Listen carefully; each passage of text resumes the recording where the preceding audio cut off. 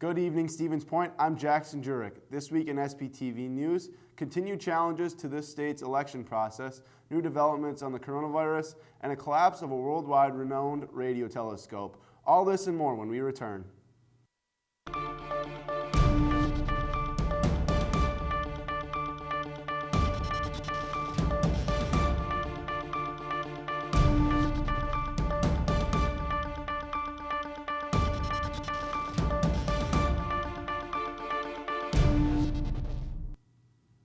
Last week, Dane and Milwaukee counties finished their recounts, and Governor Evers took the official step of certifying the election results with Joe Biden as the winner. A day later, on December 1st, President Trump sued Governor Evers and several election officials, asking the state Supreme Court to revoke the certification. The court has since thrown the case out, saying that it must work through lower courts first. On Wednesday, another lawsuit was filed by the Trump campaign, alleging that all absentee ballots in the state that were requested online were fraudulent and should be thrown out as well. In that event that either cases would get through the court system, Joe Biden would still remain winner due to the victories in other states. The Electoral College will meet to officially cast their votes on December 14th. In the past 2 weeks, there have been two notable developments related to COVID-19, those being reduced quarantine guidelines by the CDC and further progress on a vaccine. CNN's Maddie Gaither has more. While officials say 14-day quarantines are still the best way to reduce the risk of spreading COVID-19, the CDC has offered new guidance allowing quarantines to end after 10 days for those exposed who have no symptoms but have not taken a COVID test, or ending after 7 days for a person exposed with no symptoms and a negative COVID test. This comes as we get closer to a COVID-19 vaccine. Tens of thousands of people in the UK will begin receiving the Pfizer-BioNTech COVID-19 vaccine starting next week, after the UK became the first Western country to authorize use of a coronavirus vaccine on Tuesday. We've spent months preparing for this day so that as soon as we got the green light, we would be ready to go. In the U.S., the CDC Vaccine Advisory Committee recommends healthcare personnel and long-term care facility residents will be the first to receive the vaccine during the first phase of distribution. The next groups that we have scheduled for discussion are essential workers, those workers that keep our society going, and that includes postal workers, that includes individuals in meatpacking plants, grocers, things like that. Other groups being considered those 65 and older and people with underlying conditions who are more vulnerable to the virus. For today's Health Minute, I'm Mandy Gaither.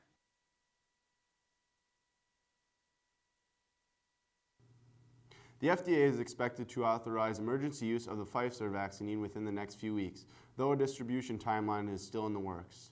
The RECBO Observatory in Puerto Rico, one of the largest radio telescopes in the world, has fallen apart. This comes weeks after it has been decommissioned following the breakage of cables on the support structure. The 900-ton equipment platform, suspended in the air by steel cables, plummeted to the ground, smashing a large hole in the telescope's reflecting dish on Tuesday. Since the first cables began to break weeks ago, many had shown support for the repairing of the telescope.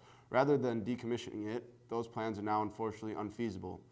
The National Science Foundation, which oversaw its operation, has not yet released a definitive plan on whether their next move with the facility is. That's all we have for news stories this week.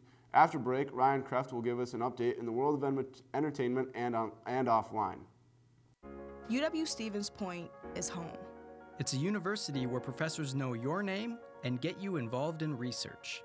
They inspire us to realize big dreams. At UW-Stevens Point, sustainability is what we stand for. Our beautiful campus encourages exploration, developing new fields, and problem solving for the real world. It's a great place to launch your career. UW-Stevens Point is home. Apply today at uwsp.edu.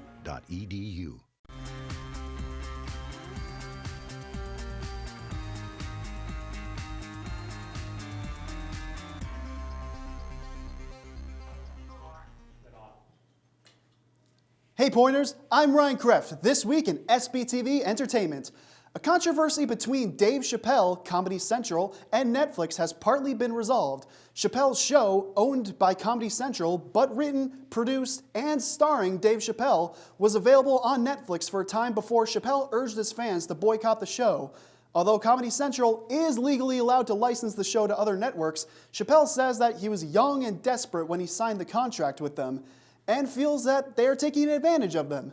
Netflix took the show down last week Tuesday out of respect for Chappelle. The Chappelle Show is still available on HBO Max and CBS All Access. Neither of the two have yet responded to Chappelle or reporters.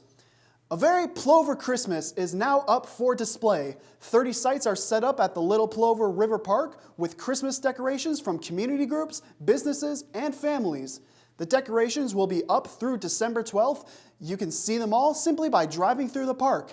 Village of Plover trustee Kendra Shufflebine, who developed the idea for the display, hopes to do it again next year and make it a new village tradition. If you like local holiday music, we've got good news. The Blacksmith's Daughter, a band whose lead singers are sisters from Junction City, are releasing another Christmas album. Julie Dalter and Etten Now Platt are the daughters of a metal sculptor and blacksmith who have loved music since they were kids. Though the two now have families of their own, they still get together and make music like when they did when they were 11 and 13. Their newest release, Forged at Christmas, is their 10th so far. It includes classics such as Silent Night and Sing We Now of Christmas, but also features several original songs. The album can be streamed online through Spotify, Apple Music, Amazon Music, or Bandcamp. And that's all the news I have for you tonight with SPTV Entertainment. For more, check out our entertainment shows, What's the Point? And You Got Game, hosted by yours truly. Next up, I'll pass it off to Jackson Jirik with SPTV Sports. For the health and safety of students, SPTV would like to remind you about the new rules we have on campus to help stop the spread of COVID-19. Face coverings are required indoors and in public spaces. No matter where you are, please maintain social distancing, remain 6 feet apart from each other whenever possible.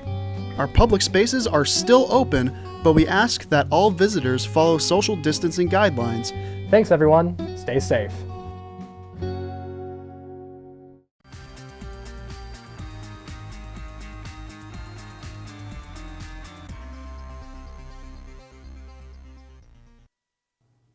Hello and welcome into the sports segment of news. I'm Jackson Jirik here to break it down for you. We'll start with the NFL and give a recap of Week 12. The Packers would improve to 8-3 after their victory on Sunday Night Football over the Bears, 41-25.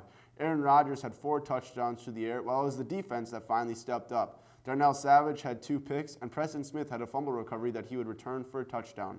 The Packers did all but clinch the NFC North title race with their win and look to move ahead towards that on Sunday as they play host to the Eagles with a 3:25 start time.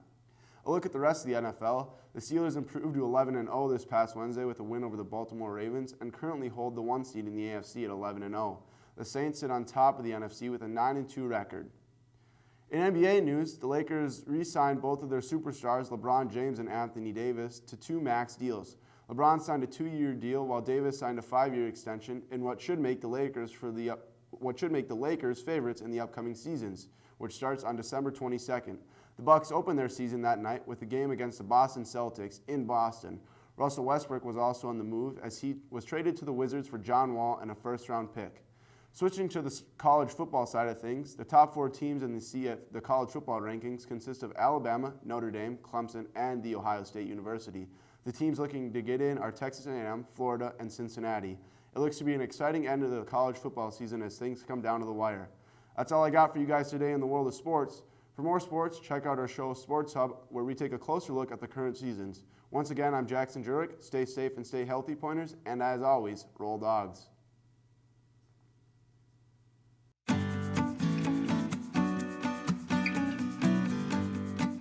Okay.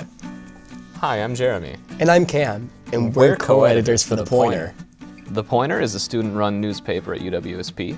Student employees handle every aspect from writing to advertising to delivering the papers. We also offer, of course, the benefits of a newspaper, of community engagement and understanding about what is going on around us and what kind of reality we're living in. There's a lot that people can do. Of course, we have like a lot of positions for reporters or for section editors, and people can write for like sports or news. But we also have, space for people who are into photography. We also have people who are interested in doing things for like the online and graphic design to like form our layout. There's a lot of different opportunities for different kinds of people.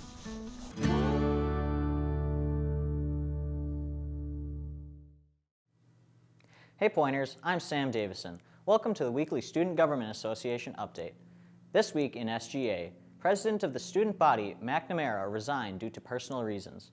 McNamara stated, quote, "I want to thank the students for giving me the opportunity to serve as your president. It has truly been an honor to serve and has been one of the hardest decisions of my life to make," unquote.